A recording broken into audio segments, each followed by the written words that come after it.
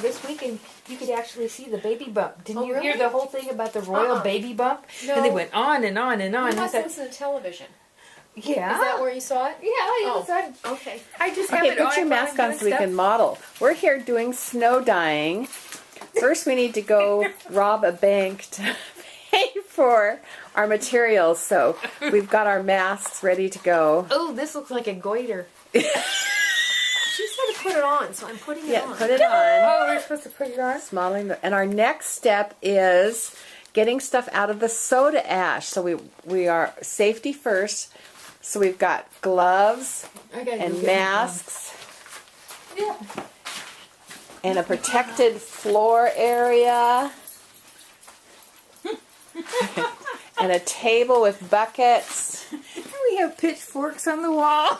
And we've got extra tools if we need them. To get the stuff out of the soda ash. And a fan. But it's too cold for that. But we might open the double doors. Well, I had to turn the fan on to dry out my soda ash stuff. See, I set mine in advance and then dried it. Here's Mrs. Bryant pulling out the soda ash 1 yard pieces of prepared for dyeing fabrics. Yes. And we're going to try the parfait method. And Cheryl, of course, already has hers all folded and ready to go. While Nancy and I are more like the seat of our pants type creative sorts. But we'll do fine. We gotta get the ice. Oh, ice. Ice, yes. Get the ice. We're going to take a commercial break and go find some ice. Stop.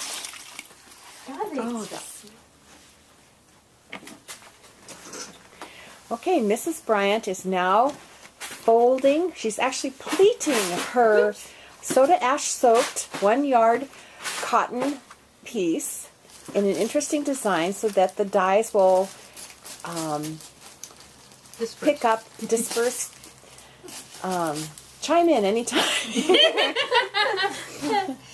Hopefully they'll create an interesting pattern. Yes. Yes. So this will look more tie-dyed. Perhaps. Perhaps. It's always a surprise, and we're into surprises, so we're doing this the right way, I guess. Okay, now I'm going to head over. So now she's putting it in the big orange bucket, and she's got cans on the bottom so the fabric won't end up on the bottom of the bucket. And she's fluffing it. That's exactly textile right. technique Called fluffing. called fluffing. Whoa, that's the ice. Cheryl's mixing cocktails over on the side. The martini bar. We might have to make an ice run. Yeah, This is Ziggy. Ziggy is helping by Oh, it looks like we will. being attracted to all the different noises. He's trying to figure out. So Cheryl has used this much ice to cover her fluffed piece of fabric. That's only one piece of fabric. And it has become obvious to us that we'll need to go get more ice. Yeah. So we bought a 20-pound bag. 10. I have another bag. 10 pounder up here. So for people who would like to do this, we've each got 5 yards of fabric. Probably need about 60 pounds of ice. Well, I'd say you need at least a 10-pound bag for 1 5-gallon bucket. Okay. 10-pound bag for 1 5-gallon bucket. And if you had 10 pounds plus a little more, that would be good. Hi, Ziggy. What were you up to? Ziggy ice. likes the ice. So Nancy's still filling stuff up. Is that looking better, Liz? It's looking good. This is my bucket. I'm making Nancy do all the work. And then this is Nancy's bucket. Okay, let's see. What else? So that was step 2. I could go up and get the other ice bag. Or should I run out and get more ice right now? That we used for our gradations.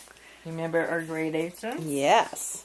Here's our dye area. Cheryl has just set up the powder Procyon dyes. There. There's a little bit left from different projects, but luckily for this particular process, you only need a 1/4 teaspoon of each dye, and you actually sprinkle on 3 different dyes for each layer. So it does not take a lot of dye at all. One of the things we've been talking about is contamination. So she's got these extra little dishes set up to put the spoons in so we don't double dip into any of the containers. And this is also the area we got to make sure we wear our masks. This powder just flies when it is pulled out. So I should have a container for each dye color, right? In an ideal world, we'll mix it up anyway, but I'm getting there slowly. we're setting the table is what we're doing next. Well, Nancy made a run for more ice because we've discovered somebody likes to eat the ice. So we're running a little short.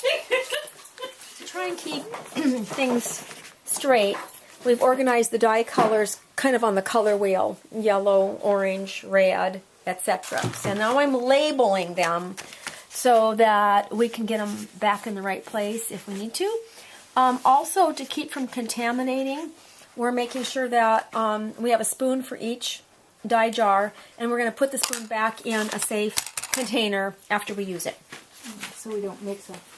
No contamination. We're trying not to. Yeah. Lower the risk factors. Potential for contamination.